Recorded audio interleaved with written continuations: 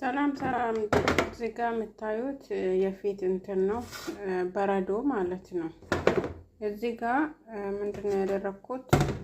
ሻይ አረንጓዴውን ለብ ባለ ውሃ ዘብዜ እንትን አድርጌዋለሁ ማለት ነው። ከዛ ትንሽ ሩዝ ውስጡ ላይ ከትቼዋለሁ። ከዛ ይሄው ሻዩ እንትን ብለዋል፣ አወጣዋለሁ። ከዛ ይሄንን እዚህ በረዶ እንትን ውስጥ ሊከተው እንትን እያደረኩት ነው ማለት ነው። ታያችኋል።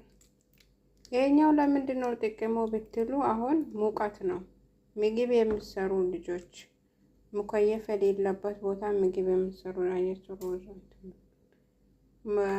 እንትን ምግብ የሚሰሩ ልጆች ሙከየፍ የሌለበት ቦታ ምግብ የሚሰሩ ልጆች አሁን ይሄ እስከ ጠዋት ድረስ በረዶ ይሆናል ማለት ነው። ከዛ አውጥቼ በንጹህ እቃ በፌስታል ሊሆን ይችላል፣ በሆነ እቃ እንትን አድርጌ አስቀምጠዋለሁ።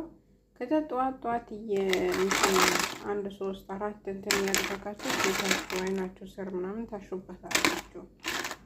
በቃ ምግብ ሰርታችሁ ሞቅ ባላችሁ ሰራሱ አምጥታችሁ ፊታችሁ ላይ በቃ 1-4 እንትን ያደረጋችሁ ፊታችሁን ታሹበታላችሁ። ከዛ ፊታችሁ እንዳይጠቋቀር በቃ የላቡን እንትን እንዲያጠፋው ይረዳችኋል ማለት ነው። ተጠቀሙበት። ምግብ የሚሰሩ ልጆች አሁን ሙቀት ነው፣ በጣም ሙቀት ነው።